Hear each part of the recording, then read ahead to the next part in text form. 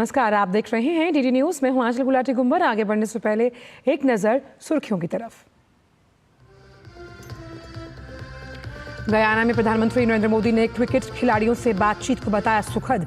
कहा दोनों देशों को करीब लाने में खेल की बड़ी भूमिका, सांस्कृतिक संबंध भी हुए प्रगाढ़।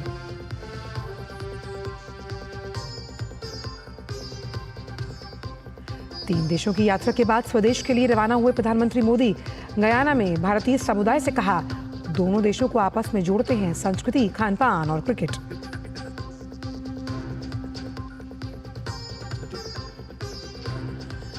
भारत सरकार की फटकार के बाद कनाडा में ट्रूडो सरकार ने मारी पलटी। कनाडा की मीडिया में निज्जर हत्याकांड से जुड़ी खबरों को किया खारिज। कहा भारत सरकार के खिलाफ नहीं है कोई सबूत।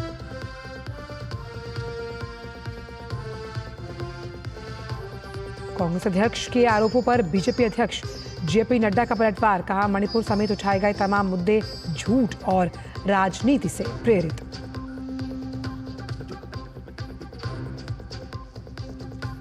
और पर्थ की पिच पर डगमगाए भारतीय बल्लेबाज। टॉस जीतकर नहीं मिली मन मुताबिक शुरुआत। यशस्वी और देवदत्त बगैर खाता खोले लौटे पवेलियन।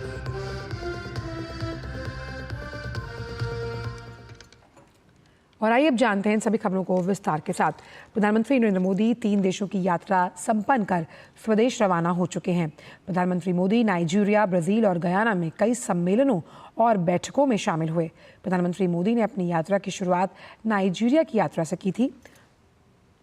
ब्राजील में उन्होंने 19वें G20 शिखर सम्मेलन में भाग लिया। अपनी यात्रा के तीसरे और अंतिम चरण में प्रधानमंत्री ने गुयाना की राजकीय यात्रा की। प्रधानमंत्री नरेंद्र मोदी ने गयाना के जॉर्ज टाउन में क्रिकेट जगत की कुछ दिग्गज हस्तियों से मुलाकात की। इनमें वेस्ट इंडीज के 2 बार के विश्व कप। चलिए आपको सीधे ले चलते हैं जहां राष्ट्रपति इस वक्त लोकमंथन 2024 में संबोधन दे रही हैं हैदराबाद में।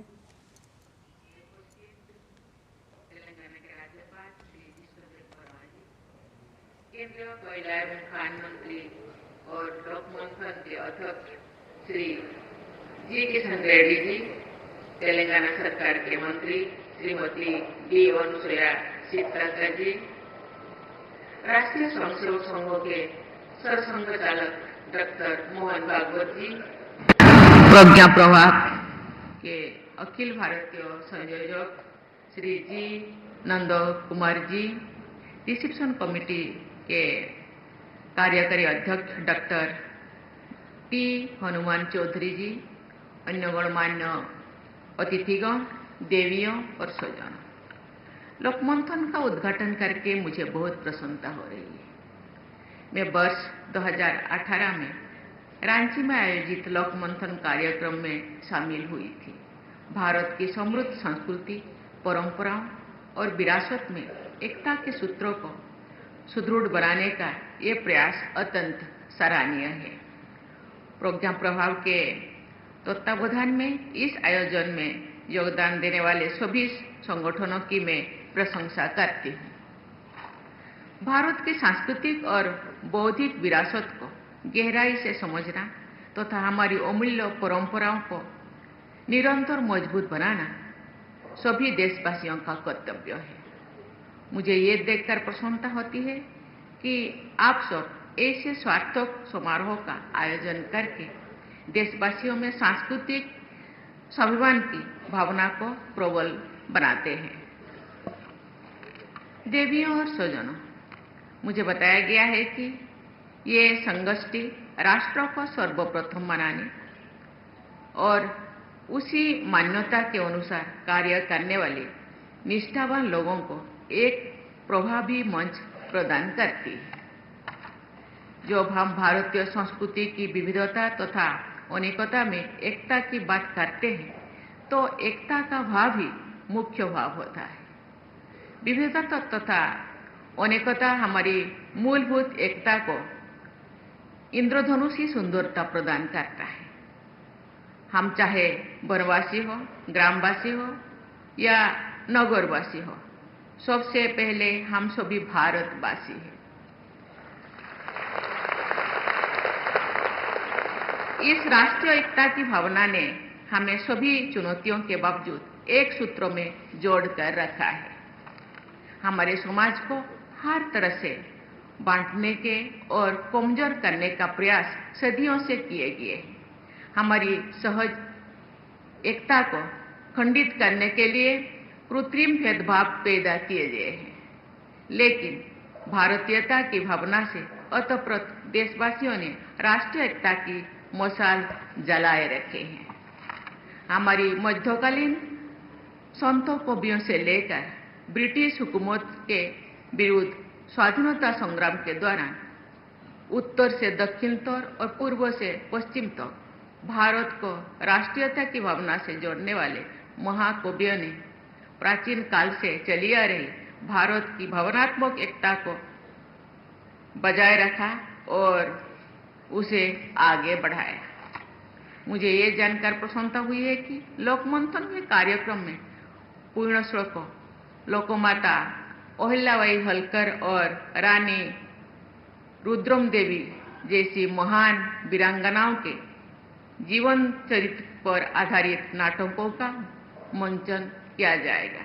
ये हमारे देश की शौर्य परंपरा और नारी शक्ति को सम्मान प्रदान करने की हमारी सोच से देशवासियों को, विशेषकर युवाओं को प्रेरित करने का सराहनीय प्रयास है। ये भी खुशी की बात है कि इस आयोजन में दूसरी देशों के कलाकारों द्वारा भी सांस्कृतिक प्रस्तुतियां की जाएगी। मुझे बताया गया है कि इन प्रस्तुतियों की कथा वस्तु विदेशों में प्रचलित सूर्यदेव की उपासना और रामायण की कथा पर आधारित है। ये प्राचीन काल से चली आ रही भारत के सांस्कृतिक प्रभाव का प्रमाण है। प्राचीन काल से ही भारतीय विचारधारा का प्रभाव विश्व में दूर दूर तक फैला हुआ है।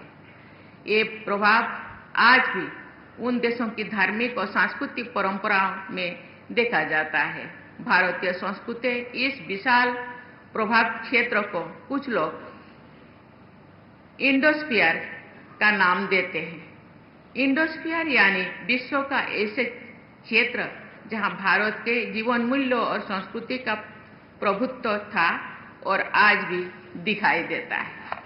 भारत के धार्मिक मान्यताएं, कला, संगीत, प्रौद्योगिकी, चिकित्सा पद्धति, भाषा और साहित्य दुनिया भर में सराहा जाते हैं। सबसे पहले भारतीय दर्शन पद्धतियों ने भी आदर्श जीवन मूल्यों का उपहार विश्व समुदाय को दिया था। अपने पूर्वजों की इस गौरवशाली परंपरा को और मजबूत बनाना हमारा दायित्व है। ये भी प्रसन्नता का बात है कि कई राज्यों के शिल्पकार इस आयोजन के दौरान अपनी कलाओं का प्रदर्शन करेंगे। इसी वर्ष दिसंबर में मुझे सिकंदराबाद में स्थित राष्ट्रपति निलयम में भारतीय कला महोत्सव में भाग लेने का सुअवसर प्राप्त हुआ था। भारतीय कलाएं और कलाकार हमारी राष्ट्रीय एकता को सुंदर स्वरूप प्रदान करते हैं। देवियों और सजनों, सदियों तक विदेशी ताकतों ने भारत पर शासन किया। उन साम्राज्यवादी एवं उपनिवेशवादी शक्तियों ने भारत का आर्थिक दोहन तो किया ही है, हमारे सामाजिक ताने बाने को भी छिन्न भिन्न करने का प्रयास किया। हमारी संबंध बौद्धिक परंपरा के प्रति हेय दृष्टि रखने वाले शासकों ने हमारी देशवासियों में सांस्कृतिक हीन भावना का संचार किया। ऐसी परंपराओं को हम पर थोपा गया जो हमारी एकता के लिए हीनकारक थी। सदियों की पराधीनता के कारण हमारे देशवासी गुलामी की मानसिकता का शिकार हो गए हैं। भारत को पुनः श्रेष्ठतम राष्ट्र बनाने के लिए देशवासियों की मानसिकता को एकता और श्रेष्ठता के सूत्रों में पिरोना हम लोगों का कर्तव्य है। इस बार लोकमंथन की विषय है लोक अवलोकन है। इसमें लोक विचार, लोक व्यवहार और लोक व्यवस्था के 3 महत्वपूर्ण आयामों पर विचार विमर्श किया जाएगा। इस सुविचारित विषय प्रवाह की मैं सराहना करती हूँ। मेरे विचार से एक विकसित राष्ट्र के निर्माण के लिए सभी देशवासियों में राष्ट्र को सर्वोपरि मानने की भावना का संचार करना अनिवार्य है। लोकमंथन द्वारा सभी भावना का संचार किया जा रहा है। ये विकसित भारत के निर्माण की दिशा में अत्यंत सराहनीय कदम है। राष्ट्र गौरव की भावना तथा राष्ट्र को सर्वोपरि समझकर आगे बढ़ने की चेतना एक दूसरे से जुड़े हुए हैं। पिछले कुछ वर्षों के दौरान देश में गुलामी की मानसिकता से मुक्त होने के अनेक उदाहरण प्रस्तुत किए गए हैं। 19वीं सदी के कानूनी को जगह भारतीय नागरिक सुरक्षा संहिता, भारतीय न्याय संहिता और भारतीय साक्ष्य अधिनियम लागू किए गए हैं। दिल्ली में राजपथ का नाम बदलकर कर्तव्य पथ रखा गया है। राष्ट्रपति भवन में दरबार हॉल का नाम बदलकर गणतंत्र मंडप रखा गया है। ये नामकरण हमारे देश में लोकतंत्र की प्राचीन परंपरा के अनुरूप है। हाल ही में उच्चतम न्यायालय में लेडी जस्टिस की नई प्रतिमा का अनावरण किया गया है, जिसकी आंखों पर पट्टी नहीं बंधी हुई। ऐसे सभी परिवर्तन औपनिवेशिक मानसिकता के उन्मूलन की सराहनीय उदाहरण है। मुझे विश्वास है कि इस आयोजन में होने वाले विचार विमर्श भी हमारे सामूहिक दृष्टिकोण में आत्मविश्वास तथा एकता का संचार करेंगे। इससे देश में बंधुता की भावना बढ़ेगी, सामाजिक भेदभाव समाप्त होगा। देशवासी ये समझ पाएंगे कि समरसता हमेशा हमारी सभ्यता का आधार रही है। समरसता और एकता की यही शक्ति हमारी राष्ट्रीय प्रगति को ऊर्जा प्रदान करेगी। इसी विश्वास के साथ मैं लोकमंथन के इस आयोजन की सफलता की कामना करती हूँ। धन्यवाद। जय हिंद, जय Bharat. And I now request all of you to kindly stand up for the national anthem. तो लोकमंथन 2024 के कार्यक्रम में संबोधन दे रही थी राष्ट्रपति द्रौपदी मुर्मू, जहां साफ तौर पर उन्होंने कहा कि राष्ट्रीय एकता की भावना ने भारत को जोड़कर रखा है। वसुधैव कुटुंबकम के इस संदेश के साथ हम विश्व में सर्वोपरि और कैसे समरसता और जो बंधुता है उसे लेकर इस विचार के साथ हमें आगे बढ़ना है। बढ़ते आगे खबरों में बात करते हैं प्रधानमंत्री नरेंद्र मोदी के गयाना दौरे की, जहां पर जॉर्ज टाउन में वहां उन्होंने क्रिकेट जगत की कुछ दिग्गज हस्तियों से मुलाकात की। इनमें वेस्टइंडीज़ के 2 बार के विश्व कप विजेता कप्तान क्लाइव लॉयड और एल्विन कालीचरण जैसे नामचीन खिलाड़ी शामिल थे। साथ ही देवेंद्र बिशु, शिमरॉन हैटमायर और अन्य कैरिबियाई क्रिकेटर भी मौजूद रहे। प्रधानमंत्री ने इस दौरान दोनों देशों के बीच क्रिकेट से जुड़ी परंपरा पर भी बातचीत की। वहीं ये खिलाड़ी भी प्रधानमंत्री मोदी को अपने बीच पाकर खुश नजर आए। Had a good discussion. It seemed to be the conversation went very well, and I think 11 of our players will now be training in India. So it's been a very good decision by them, and we're thankful to them for that. The people have chosen him twice, so it's obvious that he's doing a good job. He's interested in cricket, and that's very good. And he's doing things to help to boost the cricket. So we'd like more prime ministers like him.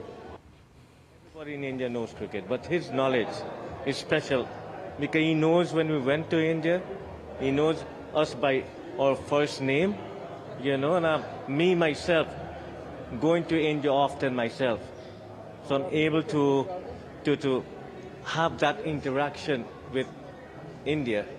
And to meet the Prime Minister today, personally, it's magic. The connection is tremendous, and that kind of help to work with our young cricketers, girls cricket, men's cricket, whatever he does, any help, it is very kind of the Prime Minister and India. The love for the cricket is amazing. When I was watching IPL, I always see him there, and meeting him for the first time is amazing. It's really, really amazing. Surprisingly, he know that I was looking for my for parents when I was in there a few years back. He's an amazing guy. So far in the country, we welcome him with a warm welcome. Our president and him They had a lot of events over the few days. I think the people in Guyana love him and really appreciate that he is here and spending a little bit time with our country, our culture, our diverse culture. So it's amazing having him here, and he seems so simple and down to earth, which is one good quality of a human being. और रवाना होने से पहले प्रधानमंत्री नरेंद्र मोदी ने George town में भारतीय समुदाय को भी संबोधित किया। भारत गयाना के मजबूत और ऐतिहासिक रिश्तों का जिक्र करते हुए प्रधानमंत्री ने भारतीय समुदाय के योगदान को सराहा। प्रधानमंत्री ने दोनों देशों के साझा मूल्यों का जिक्र किया। प्रधानमंत्री ने 2 दशक से अधिक समय पहले की अपनी गयाना यात्रा को भी याद किया है। I have great memories of visiting your wonderful country over 2 decades ago. At that time, I held no official position. I came to Guyana as a traveler, full of curiosity. Now, I have returned for this land of many waters as the Prime Minister of India. A lot of things have changed between then and now. But the love and affection of my Guyanese brothers and sisters remains the same. My experience has reaffirmed you can take an Indian out of India, but you cannot take India out of an Indian.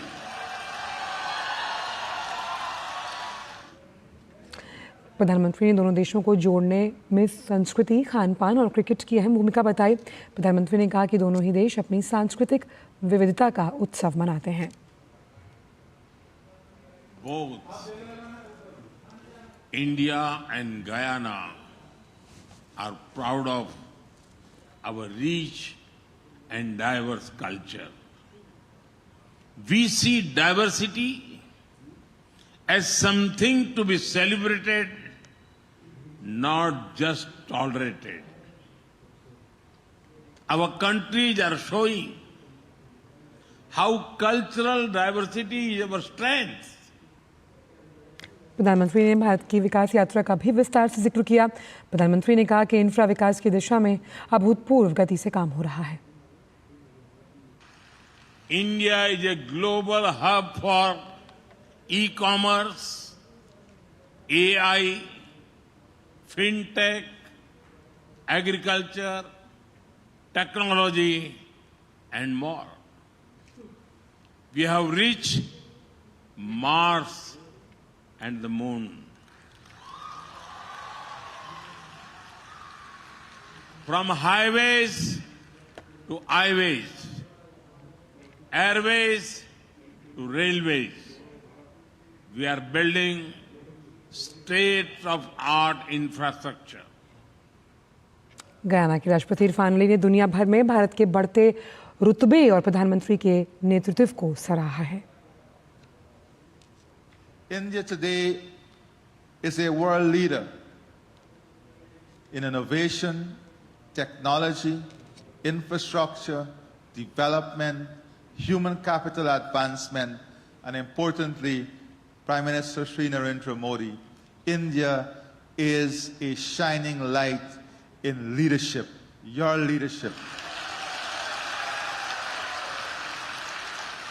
It is no secret that the strength of your leadership, the passion and compassion of your leadership, the deliberateness of your leadership has placed India in a different light and realm around the globe. You have brought incredible respect, but more importantly, you have brought a level of dignity and pride to India that is unmatched, and we congratulate you on that. और बढ़ते हैं आगे अब कुछ और खबरों की तरफ। भारत की कड़ी फटकार के बाद अब कनाडा सरकार के सुर बदल गए। आज कनाडियाई सरकार ने एक बयान जारी कर खालिस्तानी आतंकवादी हरदीप सिंह निज्जर की हत्या को लेकर भारत पर लगे आरोपों को खुद ही निराधार बताया।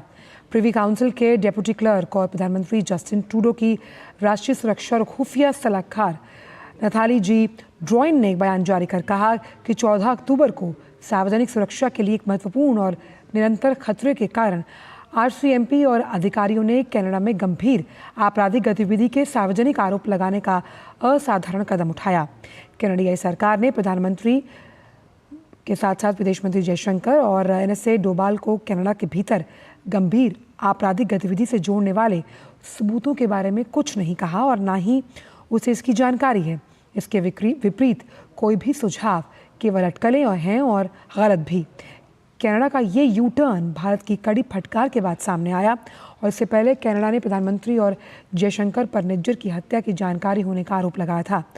कनाडा की एक मीडिया रिपोर्ट में इसका आशय को लेकर दावा भी किया गया। कनाडा के एक अनाम अधिकारी के हवाले से ये रिपोर्ट प्रकाशित की गई थी। इस रिपोर्ट के सामने आने के बाद भारत ने इस पर प्रतिक्रिया देते हुए इस पर कड़ी निंदा की। भारत ने इस रिपोर्ट को बदनाम करने वाला अभियान करार देते हुए इसकी कड़ी निंदा की थी। भाजपा के राष्ट्रीय अध्यक्ष JP नड्डा मणिपुर हिंसा पर कांग्रेस अध्यक्ष मल्लिकार्जुन खड़गे की ओर से हाल ही में राष्ट्रपति द्रौपदी मुर्मू को लिखे गए पत्र पर कड़ी प्रतिक्रिया जाहिर कर चुके हैं। नड्डा ने खड़गे को पत्र लिखकर आरोप लगाया कि मणिपुर संकट पर कांग्रेस राजनीति कर रही है। पत्र में बीजेपी अध्यक्ष ने कांग्रेस के गैर जिम्मेदाराना रवैये पर आश्चर्य जताया। भाजपा अध्यक्ष JP नड्डा ने कांग्रेस अध्यक्ष खड़गे को लिखा कि इस साल की शुरुआत में जब प्रधानमंत्री नरेंद्र मोदी मणिपुर में हिंसा के मुद्दे पर बात कर रहे थे तब आपने और आपकी पार्टी ने जिस तरीके से सदन से बाहर निकलकर इस गंभीर मुद्दे को अनदेखा किया वो मेरे लिए हैरान करने वाला था। अब जब आपने मणिपुर पर राष्ट्रपति को पत्र लिखा तो ये देखकर अच्छा लगा कि आपकी पार्टी ने भारतीय संविधान के सर्वोच्च पद और उस पर आसीन राष्ट्रपति द्रौपदी मुर्मू के प्रति सम्मान जताया। नड्डा ने कांग्रेस पर मणिपुर और अन्य उत्तर पूर्वी राज्यों में कांग्रेस की सरकारों की विफलताओं को याद कर ये बताया, खासकर 1990 के दशक और UPA शासनकाल के दौरान उन्होंने कहा कि कांग्रेस सरकारों की विफलताओं का परिणाम मणिपुर में आज भी देखा जा सकता है। पिछले 10 सालों में प्रधानमंत्री मोदी की अगुवाई में हमारे उत्तर पूर्वी क्षेत्र ने हर तरह बदलाव देखा, चाहे वो आर्थिक विकास हो, सुरक्षा, स्वास्थ्य, शिक्षा या फिर तमाम अन्य विकास के अवसरों की पहुंच लोगों तक मिली। मणिपुर सहित उत्तर पूर्वी क्षेत्र में शांति, समृद्धि और प्रगति का अनुभव हो रहा है जो स्वतंत्रता के बाद पहली बार हो रहा है। उन्होंने कांग्रेस पर मणिपुर की समस्याओं का राजनीतिक लाभ का उठाने का आरोप लगाते हुए कहा कि कांग्रेस ने मणिपुर में 90 के दशक में हिंसा और अस्थिरता के दौर को जन्म दिया। 2011 में मणिपुर में 120 दिनों तक पूरी तरह से आंतरिक नाकेबंदी थी। पेट्रोल और LPG की कीमतें देश के बाकी हिस्सों से 4 गुना ज्यादा और हर दिन करोड़ों का नुकसान। उस समय कांग्रेस सरकार ने केंद्र में इस मुद्दे को उठाने की कभी कोशिश नहीं की, जबकि राज्य प्रशासन हजारों फर्जी मुठभेड़ों में शामिल था। इसके विपरीत बीजेपी सरकार ने मणिपुर में हिंसा की पहली घटना के बाद से ही स्थिति को संभालने के लिए त्वरित कदम उठाए। उन्होंने कहा कि राज्य और केंद्र दोनों सरकारों ने मिलकर हिंसा की स्थिति को नियंत्रित करने और लोगों की सुरक्षा सुनिश्चित करने का कार्य किया।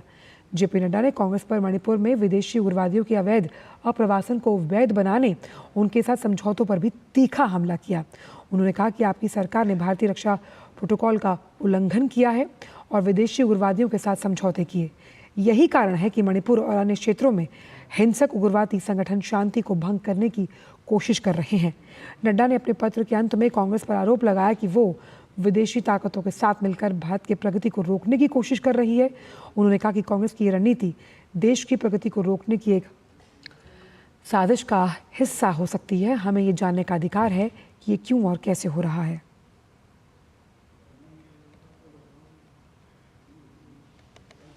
भाजपा प्रवक्ता श्वेता पूनावाला ने कांग्रेस पर तंज कसते हुए कहा कि कांग्रेस देश की आर्थिक तरक्की में बाधक है। उन्होंने कहा कि कांग्रेस विदेशी ताकतों की हाथ की कठपुतली बन गई। कांग्रेस पार्टी ऐसे निवेशकों के साथ मिली हुई है जो भारत के निवेशकों को नुकसान कर पैसा कमाना चाहती है। कुछ लोग एक व्यक्ति, एक पार्टी के विरोध में उतरते उतरते देश के देश के आर्थिक प्रगति के विरोध में उतर जाते हैं।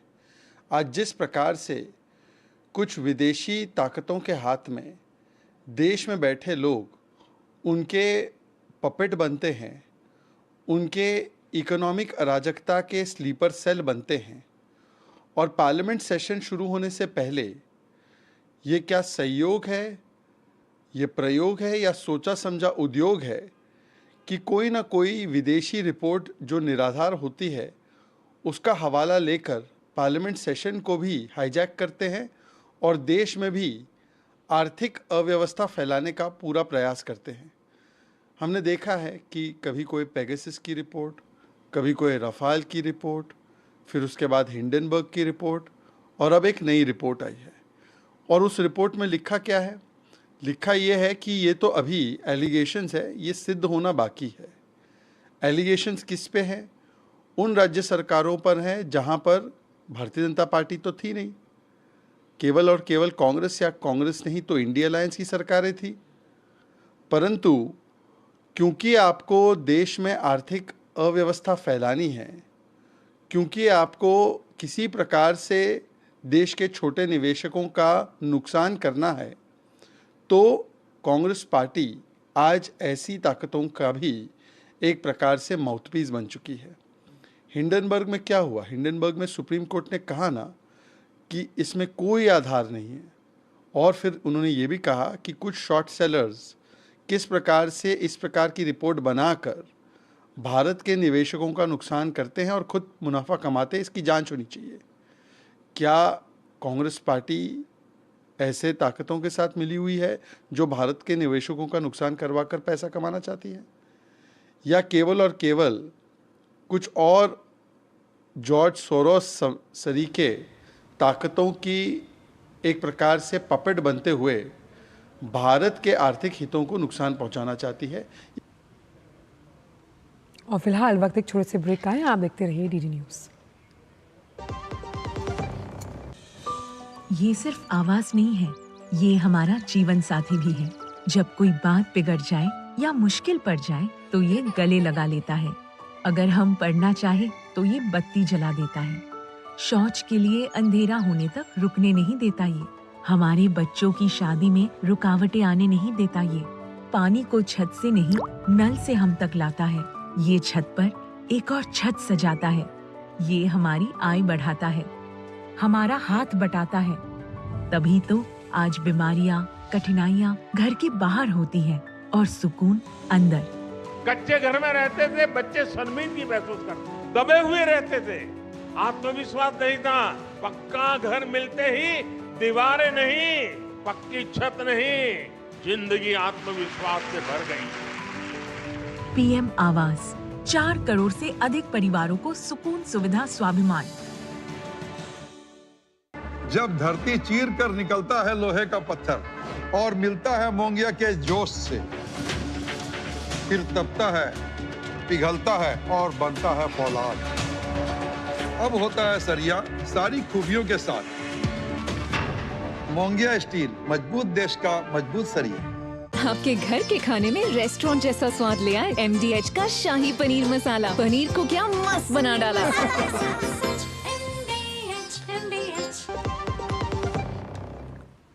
ब्रेक के बाद सभी का स्वागत है। बढ़ते हैं आगे। आज 11वीं आसियान रक्षा मंत्रियों की बैठक ATMM+ का आखिरी दिन है। भारत की ओर से रक्षा मंत्री राजनाथ सिंह इस सम्मेलन में शामिल हुए हैं और लाओ PDR में चल रही इस बैठक में रक्षा मंत्री ने आज जापान और फिलीपींस के रक्षा मंत्रियों के साथ द्विपक्षीय वार्ता की। इससे पहले रक्षा मंत्री राजनाथ सिंह ने अमेरिका, ऑस्ट्रेलिया, न्यूजीलैंड और दक्षिण कोरिया समेत विभिन्न देशों के अपने समकक्षों से मुलाकात की है।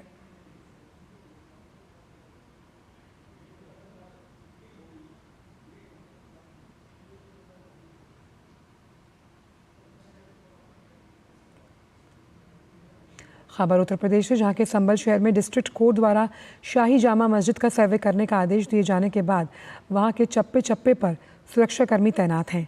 3 लाख से ज़्यादा की आबादी वाले पश्चिमी यूपी के इस शहर में 19 नवंबर की शाम से ही तनाव है।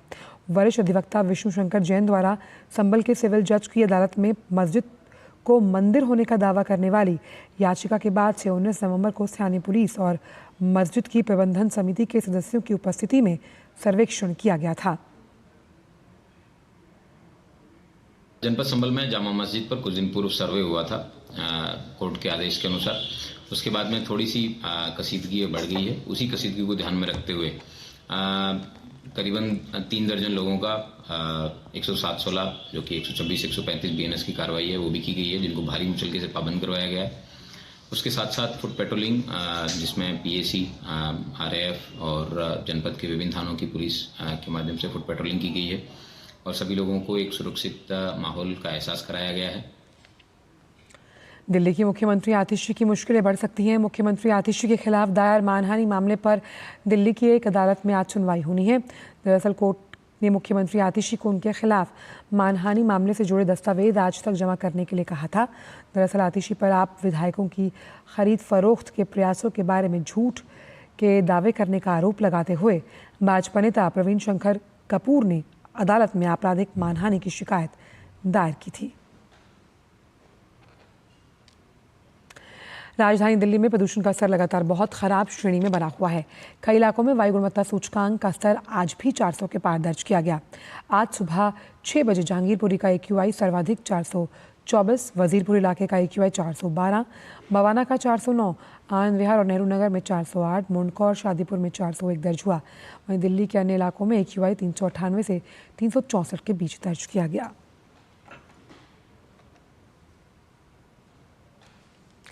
मुंबई के मरीन ड्राइव के पास घने कोहरे के बीच लोगों ने सुबह की सैर की। घने कोहरे के कारण कई इलाकों में विजिबिलिटी कम नजर आई। ऊंची ऊंची इमारतें घने कोहरे और धुंध में छुप गईं। उत्तर प्रदेश के कई शहर भी वायु प्रदूषण की चपेट में। विश्व प्रसिद्ध ताजमहल धुंध की चादर से ढक गया। इसकी वजह से पर्यटकों को ताज का दीदार करना थोड़ा मुश्किल लग रहा है। मोहम्मद की निशानी कहे जाने वाले ताजमहल की सुंदर यादें संजोने के लिए क्लियर फोटोग्राफी करने में भी मायूसी हाथ लग रही है।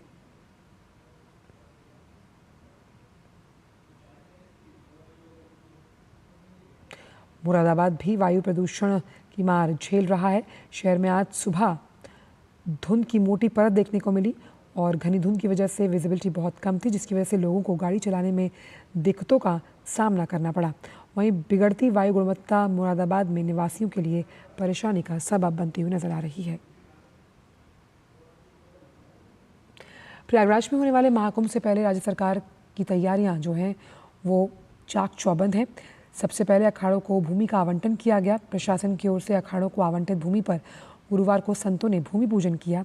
उदासीन परंपरा के 2 अखाड़े श्री पंचायती अखाड़ा बड़ा उदासीन और श्री पंचायती अखाड़ा नया उदासीन अखाड़ों के संतों ने भूमि पूजन किया। उदासीन अखाड़ों के संतों ने मेला क्षेत्र में छावनी निर्माण के लिए भूमि पूजन कर महाकुंभ की औपचारिक शुरुआत कर दी। ये हमारी प्राचीन परंपरा है। कुंभ मेले का तभी आगाज होता है, तैयारी शुरू होती है जब भूमि आवंटन हो जाता है। तो सर्वप्रथम सभी अखाड़ों में आज श्री पंचायती अखाड़ा बड़ा उदासीन, श्री पंचायती अखाड़ा नया उदासीन, हमारी बहुत ही प्राचीन परंपरा बंधुआ कला छावनी हसनपुर सुल्तानपुर की जो हमारे यहाँ भूमि आवंटन हुआ है, सभी देवी देवताओं का आवाहन किया गया है और इसी आवाहन के तहत सभी देवी देवताओं से प्रार्थना की गई है कि कुंभ मेला, ये महाकुंभ मेला है 12 वर्ष का, वो दिव्य और भव्य हो। वहीं महाकुंभ 2025 को लेकर प्रयागराज में तेजी से निर्माण कार्य भी चल रहा है। राज्य सरकार की योजना के मुताबिक महाकुंभ में आने वाले करोड़ों श्रद्धालुओं, कल्पवासियों, साधु सन्यासियों के रहने और स्नान के लिए घाटों और अस्थायी सड़कों, टेंट सिटी का निर्माण हो रहा है। प्रयागराज मेला प्राधिकरण ने योजना के मुताबिक पूरा मेला क्षेत्र जो है उसे 25 सेक्टर्स में बांटा। 4000 हेक्टेयर और 25 सेक्टर्स में बटा महाकुंभ मेला क्षेत्र इससे पहले किसी भी महाकुंभ मेले में के लिहाज से सबसे बड़ा क्षेत्र है। सेक्टर और कार्य के मुताबिक सेक्टर मजिस्ट्रेटों की नियुक्ति भी कर दी गई। सभी सेक्टर मजिस्ट्रेट अपने अपने सेक्टर्स में भूमि अधिग्रहण से लेकर प्रशासन व्यवस्था के लिए जिम्मेदार रहेंगे। महाकुंभ के दौरान सेक्टर मजिस्ट्रेट आम जनता और प्रशासन के बीच कड़ी का काम करेंगे। महाकुंभ 2025 से लगभग 45 करोड़ श्रद्धालुओं के आने का और लगभग 1 लाख से अधिक लोगों के कल्पवास करने की संभावना है। इसके साथ ही हजारों की संख्या में साधु सन्यासी, मेला प्रशासन के लोग महाकुंभ के दौरान मेला क्षेत्र में रहेंगे। ऐसे में प्रशासन कोई भी कोर-कसर नहीं छोड़ना चाहता। महाकुंभ 2025 को लेकर प्रयागराज में तैयारियां जोरों पर। इसी क्रम में महाकुंभ को सुरक्षित और हरित महाकुंभ बनाने के लिए योगी सरकार अनेक उपाय कर रही है। पहली बार महाकुंभ में ऑल टेरेन व्हीकल यानी लाइट यूटिलिटी व्हीकल तैनात किए जा रहे हैं। ये व्हीकल मेला क्षेत्र में कहीं भी आग लगने पर चंद सेकंड्स में घटनास्थल पर पहुंचकर आग पर काबू पा पाएंगे। ये फायर एक्सटिंग्विशर समेत तमाम अत्याधुनिक फायर सेफ्टी डिवाइसेस से लैस होंगे। रेत, दलदल और छिछले पानी में भी ये व्हीकल पूरी रफ्तार से दौड़ पाएंगे। अग्निशमन विभाग के ट्रेन फायर कर्मी इस पर सवार होकर पूरे मेले पर नजर रखेंगे। पहली बार महाकुंभ में इसका उपयोग किया जाएगा। फिलहाल 4 ऑल टेरेन व्हीकल्स प्रयागराज पहुंच चुके हैं और अग्निशमन कर्मियों को इसकी राइडिंग और उपयोग की ट्रेनिंग दी जा रही है। सीएम योगी 25 नवंबर को इन चारों व्हीकल समेत अन्य डिवाइसेस को हरी झंडी दिखा सकते हैं। इलेक्ट्रिक बैटरी से संचालित होने वाला ये व्हीकल सीएम योगी के सुरक्षित और हरित महाकुंभ संकल्प को साकार करेगा। छत्तीसगढ़ के बस्तर जिले के छोटे से गांव धुड़ मारास ने देश और दुनिया में अपनी अनोखी पहचान बनाई। धुड़ मारास गांव को संयुक्त राष्ट्र विश्व पर्यटन संगठन द्वारा सर्वश्रेष्ठ पर्यटन गांव के उन्नयन कार्यक्रम के लिए चयनित किया गया। क्या खास है इस गांव में और कैसे लुभा रहा है ये टूरिस्ट को, देखते हैं इस रिपोर्ट के जरिए। बस्तर जिले के छोटे से गांव घुड़मारस ने देश और दुनिया के मानचित्र पर अपनी अनोखी पहचान बनाई है। बस्तर जिले की कांगेर घाटी राष्ट्रीय उद्यान में स्थित घुड़मारस गांव को संयुक्त राष्ट्र विश्व पर्यटन संगठन द्वारा सर्वश्रेष्ठ पर्यटन गांव के उन्नयन कार्यक्रम के लिए चयनित किया गया है। इस कार्यक्रम के लिए 60 देशों के 20 गांवों का चयन किया गया था, जिसमें भारत के छत्तीसगढ़ राज्य के घुड़मारस ने भी अपनी जगह बनाई। घुड़मारस प्राकृतिक सौंदर्य, सांस्कृतिक विविधता और परंपराओं के लिए जाना जाता है। बस्तर की अद्भुत आदिवासी जीवन शैली, पारंपरिक व्यंजन, हरियाली और जैव विविधता से समृद्ध यह गांव पर्यटकों के लिए एक आकर्षक ही नहीं बल्कि रोमांचक स्थल है। यहाँ पे सर जो घुड़मारस में 2 एक्टिविटी चलाया जा रहा है और साथ में जो है ना नाइट स्टे जो है ना यहाँ पे सुविधा उपलब्ध है सर। हाँ, बोटिंग का सुरक्षा बोलने तो हम तो स्पेशल लाइफ जैकेट तो उनको दे ही रहे हैं और इस मतलब पहले से क्या हम लोग गाइड कर लेते हैं कि मतलब क्या क्या मतलब सावधानी होनी चाहिए। विश्व स्तर पर पर्यटन गांव के तौर पर इस गांव की पहचान स्थापित होने का मतलब यह भी है कि लंबे समय के बाद बस्तर में अंतर्राष्ट्रीय पर्यटकों की संख्या में बढ़ोतरी दर्ज की गई है। पर्यटक रिकमेंड हिसाब से अपन के पर्यटन ट्रैकिंग भी कराते हैं, कैंपिंग भी कराते हैं, बर्ड वाचिंग भी कराते हैं, प्लस जैसे कि विलेज टूर भी करवाते हैं यहाँ और उनको यहाँ की संस्कृति, कला संस्कृति को भी मतलब रूबरू कराने की कोशिश करते हैं। गौरतलब है कि बस्तर के घुड़मारस और चित्रकोट गांव को इस वर्ष 27 सितंबर को विश्व पर्यटन दिवस के अवसर पर भारत सरकार के पर्यटन मंत्रालय द्वारा सर्वश्रेष्ठ पर्यटन गांव का पुरस्कार दिया गया था। Bureau report, DD news. खबर तमिलनाडु से, जहां के त्रिची में प्रवासी पक्षियों के आने से शहर की रौनक बढ़ गई। ठंड के मौसम में त्रिची न केवल देशी विदेशी पर्यटकों का स्वागत करता है बल्कि मेहमान परिंदों के आगमन से शहर चहचहाने लगता है। किलियोर झील में हर साल बड़ी संख्या में इन पक्षियों के आने से माहौल खुशनुमा हो जाता है। ये पक्षी सुदूर देशों से उड़ान भरकर यहाँ पहुँचते हैं। प्रकृतिवादी और पूर्व मानद वन्यजीव वार्डन डॉक्टर ए रैल्टन ने बताया कि वो इन पक्षियों को पिछले 40 सालों से देख रहे हैं। साथ ही संभावित क्षेत्र होने के कारण हर साल लगभग 160 प्रजातियों के पक्षी आते हैं, जिनमें लगभग 70 प्रवासी पक्षी होते हैं।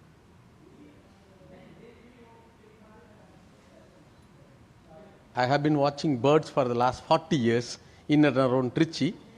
Trichy is a very potential area for avian flora because it has both types of habitats, both wetlands and dry land. Especially the dry land in the Thoriyur and Pachamale area support a large number of raptors and other carnivore birds. और अब बात करते हैं अंतर्राष्ट्रीय film महोत्सव से जुड़ी हुई।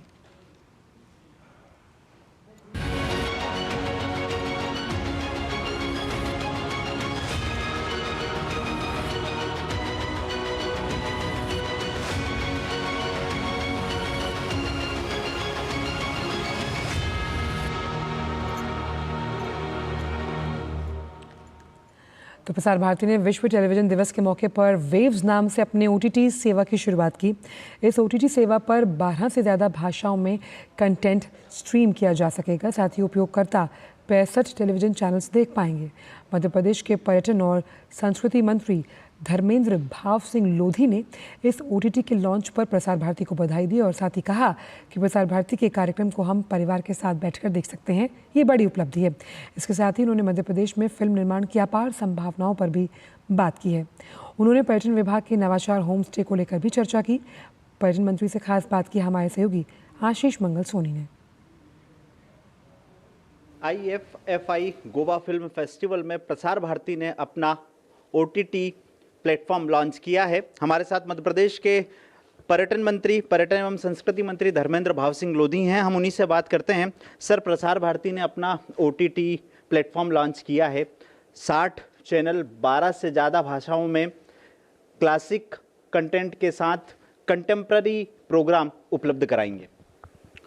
सर्वप्रथम तो मैं प्रसार भारती को बहुत बहुत शुभकामनाएं देता हूं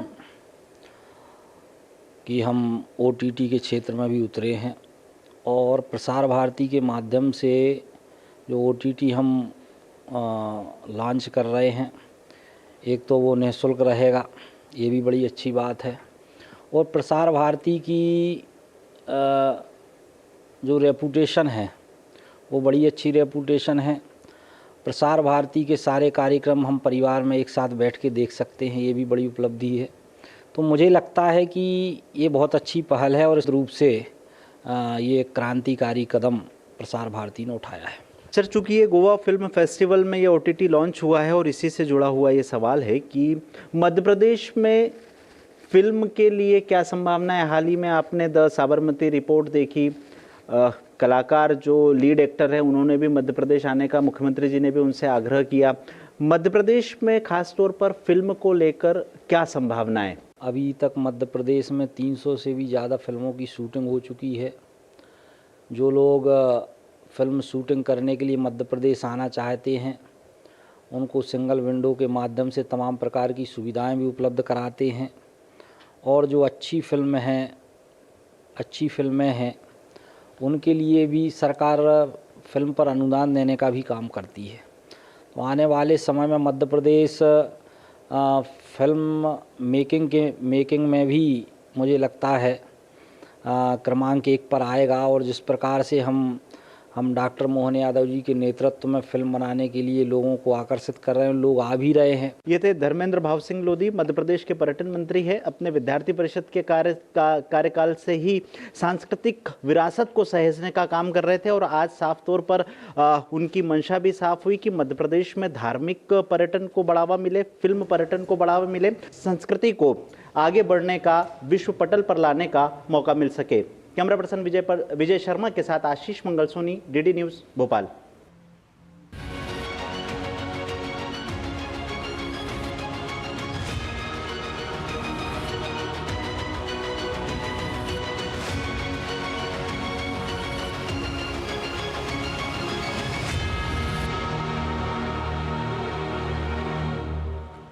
और फिलहाल खबरों में वक्त एक छोटे से ब्रेक का है।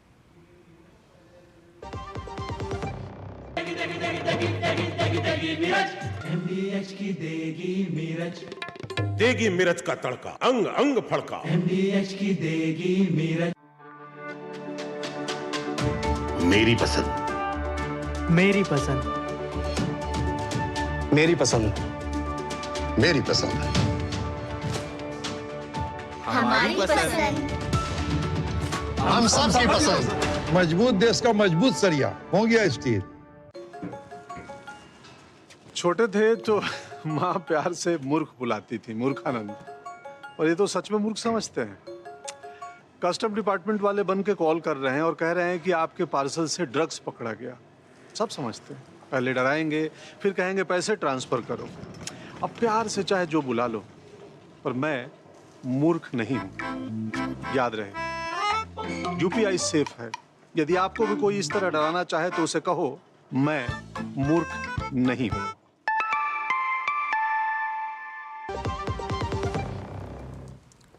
ब्रेक के बाद सभी का स्वागत। बढ़ते हैं आगे। झारखंड में चुनाव परिणाम को लेकर काउंटडाउन शुरू हो गया।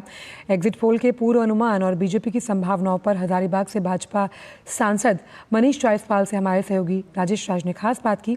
आइए सुनवाते हैं।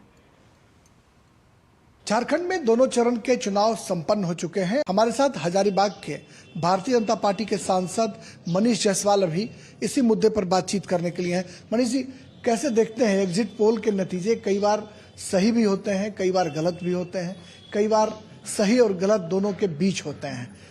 कैसे देखते हैं? देखिए, हम लोग वर्तमान हालात को देखते हैं और जो हालात का निर्माण झारखंड में हुआ था, चाहे आप सांस्कृतिक समीकरण को देख लीजिए, विकास को देख लीजिए, लॉ एंड ऑर्डर को देख लीजिए, डिस्ट्रेस को देख लीजिए, इन सब चीज़ों को मिला करके का बदलाव का स्वर सब तरफ से उठ रहा था।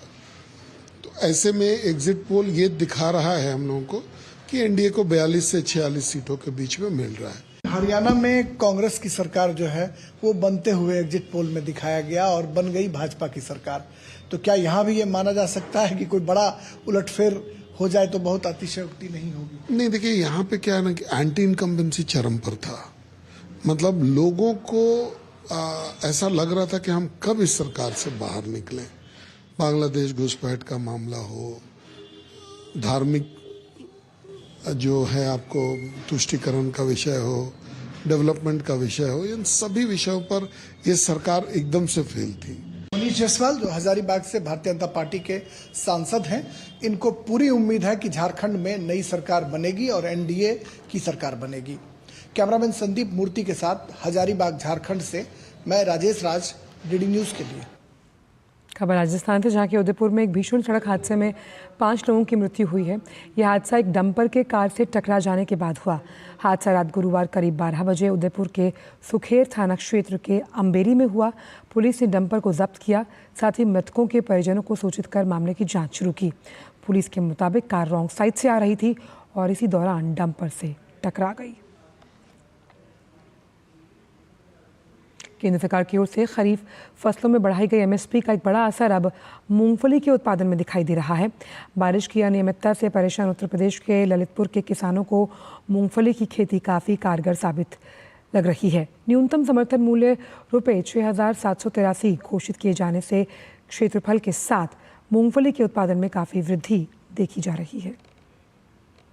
12,000 हेक्टेयर से बढ़ के एरिया 14,000 हेक्टेयर के आसपास मूंगफली का बढ़ा है और उत्पादन भी बढ़ा है। सबको पता है कि सरकार देश की 70% तेल की आवश्यकता बाहर से इंपोर्ट करती है। तो उस दृष्टि से जो भी एमएसपी में वृद्धि हो रही है, किसान भाई उसको हाथों हाथ ले रहे हैं। इसके साथ ही मूंगफली की ज़बरदस्त पैदावार के चलते जनपद के सहकारिता विभाग द्वारा विभिन्न एजेंसियों के माध्यम से एमएसपी मूल्य पर खरीद के लिए क्रय केंद्रों की प्रक्रिया भी शुरू हो गई। सरकार के इस बड़े कदम से किसानों में ज़बरदस्त उत्साह दिखाई दे रहा है।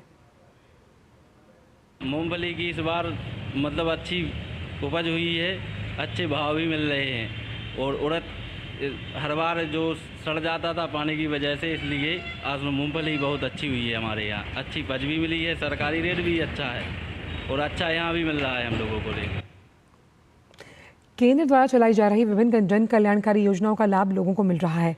इसी क्रम में प्रधानमंत्री ग्रामीण आवास योजना के तहत उत्तर प्रदेश के भदोही जिले के भकौड़ा गांव के लोगों को पक्के मकान मिले। इससे पहले जहां गांव के लोग कच्चे मकानों में रहते थे, वहीं पक्के मकान मिलने से इनके जीवन में खुशियां लौट आई हैं। ग्रामीणों ने प्रधानमंत्री की इस योजना के लिए आभार जताया। उन्होंने कहा कि योजना से उनके जीवन में सुधार हुआ और अब वो सुरक्षित और मजबूत घर में रह रहे हैं। अब वास मिलने से बहुत हमको सबको राहत मिली है। साल घर गिरता था, रात बैठते रहते थे, बैठ के रात बिताते थे। हमारे पास घर नहीं रहा, कच्चा घर रहा, हम लोग कच्चा घर में रहते रहे, वो गिर गया रहा। हम लोग के प्रधानमंत्री के तरफ से मिला, आवास मिला, हम लोग अच्छे से रहते हैं, अच्छे से हम लोग बाही प्रधानमंत्री के धन्यवाद। हमारे पास रहने की जगह नहीं रहा, रह इच्छा नहीं रहा, आवास मिल गया तो हम लोग बाही इसमें। और आइए आपको दिखाते हैं कारोबार जगत से जुड़ी कुछ खास खबरें। भारतीय रुपया और मालदीवियन रुपया के बीच सीमा पार लेन देन को बढ़ावा देने के लिए मुंबई में एक समझौता ज्ञापन पर हस्ताक्षर किए गए। समझौता ज्ञापन पर भारतीय रिजर्व बैंक के गवर्नर शक्तिकांत दास और मालदीव मौद्रिक प्राधिकरण के गवर्नर अहमद मुरव्वर ने हस्ताक्षर किए। इससे निर्यातकों और आयातकों को अपनी संबंधित घरेलू मुद्राओं में बिल बनाने और निपटान करने की सुविधा मिलेगी। BSNL के ग्राहकों की संख्या में इस वर्ष सितंबर महीने में 8.5 लाख की बढ़ोतरी देखी गई है। अब BSNL के कुल ग्राहकों की संख्या 9 करोड़ के पार पहुंच गई है। ट्राई के मुताबिक इस दौरान जियो, एयरटेल और वोडाफोन आइडिया के ग्राहकों की संख्या 1 करोड़ घट गई है। सेबी ने नया सर्कुलर जारी किया है। सर्कुलर के तहत सेबी ने IPO के लिए 1% की सिक्योरिटी डिपॉजिट की शर्त को खत्म कर दिया है। सेबी ने कंपनियों के लिए लिस्टिंग प्रोसेस के दौरान 1% सिक्योरिटी डिपॉजिट रिलीज करने की खातिर नो ऑब्जेक्शन सर्टिफिकेट सौंपे जाने की शर्त को भी हटा दिया है। केंद्रीय गृह मंत्रालय ने डिजिटल अरेस्ट और साइबर ठगी के मामले में बड़ा एक्शन लिया है। मंत्रालय के निर्देश पर 17,000 व्हाट्सएप अकाउंट्स ब्लॉक कर दिए गए हैं। जिन अकाउंट्स को ब्लॉक किया गया है उनमें ज्यादातर नंबर कंबोडिया, म्यांमार, लाओस और थाईलैंड से एक्टिव थे। उद्योग संवर्धन और आंतरिक व्यापार विभाग यानी DPIIT ने कर्ज में डूबी रिलायंस कैपिटल को खरीदने के लिए हिंदुजा समूह की IIHL को हरी झंडी दे दी है। IIHL ने 9,861 करोड़ रुपए की बोली लगाकर रिलायंस के अधिग्रहण के लिए सबसे सफल बोलीदाता के रूप में स्थान हासिल किया। NTPC ग्रीन एनर्जी लिमिटेड ने 2 लाख करोड़ रुपए की अक्षय ऊर्जा परियोजनाएं स्थापित करने के लिए आंध्र प्रदेश के नवीन और नवीकरणीय ऊर्जा विकास निगम के साथ करार किया है। संयुक्त उद्यम के तहत आंध्र प्रदेश में 25 गीगावाट की सौर, पवन और हाइब्रिड ऊर्जा परियोजनाएं और 10 गीगावाट क्षमता की पंप पन बिजली परियोजनाएं भी विकसित की जाएंगी।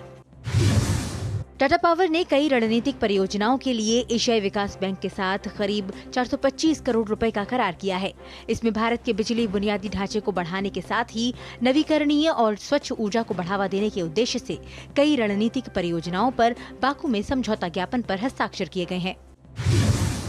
वेदांता लिमिटेड की social initiative branch Anil Agarwal foundation ने वित्त वर्ष 2023-24 के लिए अपने सामाजिक प्रयासों के तहत 437 करोड़ रुपए खर्च कर भारत के 1 करोड़ 73 लाख से अधिक लोगों की जिंदगी को बेहतर बनाने का दावा किया है। फाउंडेशन की सालाना सोशल इम्पैक्ट रिपोर्ट में 153 प्रभावशाली परियोजनाओं का उल्लेख किया गया है। और रुक करते कुछ अंतर्राष्ट्रीय खबरों की तरफ। रूस की ओर से यूक्रेन पर पहली बार बैलिस्टिक जो मिसाइल है MRBM उससे हमला किया गया, जिसकी पूरी दुनिया में चर्चा हो रही है। दरअसल गुरुवार को रूस ने यूक्रेन के शहर डेनप्रो पर एक हाइपरसोनिक मध्यवर्ती दूरी की बैलिस्टिक मिसाइल दागी, जिसके बाद खुद राष्ट्रपति पुतिन का भी बयान सामने आया है।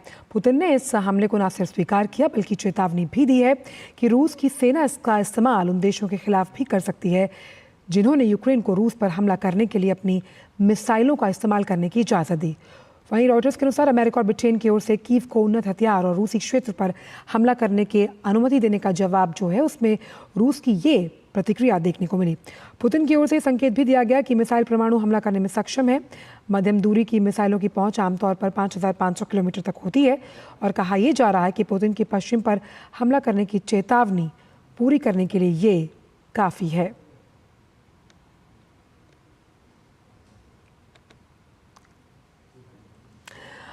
रुक करते हैं खेल जगत से जुड़ी खबरों का। बॉर्डर गवास्कर ट्रॉफी 2024 का आगाज पर्थ टेस्ट में हो गया। टॉस जीतकर पहले बल्लेबाजी करने उतरी भारतीय टीम की शुरुआत अच्छी नहीं रही। ताज़ा समाचार मिलने तक 6 विकेट के नुकसान पर 99 रन बना लिए गए। आउट होने वाले बल्लेबाज रहे यशस्वी जायसवाल, जो बगैर खाता खोले पवेलियन वापस लौट गए।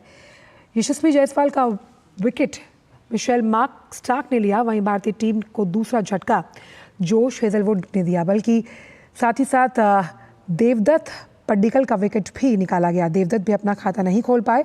भारत का तीसरा विकेट विराट कोहली के रूप में सामने आया, जिन्हें जोश हेजलवुड ने 5 स्कोर पर ही चलता किया। केएल राहुल भी ज़्यादा देर तक क्रीज पर नहीं टिक पाए और 26 के स्कोर पर स्टार्क की गेंद का शिकार हुए। ध्रुव जुरैल 11 रन बनाकर आउट हुए। भारत की ओर से हर्षित राणा और नीतीश कुमार रेड्डी इस मुकाबले में टेस्ट डेब्यू कर रहे हैं। वहीं आर अश्विन को भी प्लेइंग 11 में जगह नहीं मिली। टीम इंडिया की बात करें तो भारतीय टीम का हाल अपनी ही सरजमी पर न्यूजीलैंड के हाथों 3-0 से शिकस्त उन्हें झेलनी पड़ी और वैसे भी टीम इंडिया के लिए ये सीरीज़ बेहद अहम है। टीम को अगर विश्व टेस्ट चैंपियनशिप के फाइनल में जाना है तो इस सीरीज़ को बड़े अंतर से जीतना होगा। और फिलहाल समाचारों में इतना ही। दीजिए इजाज़त। नमस्कार।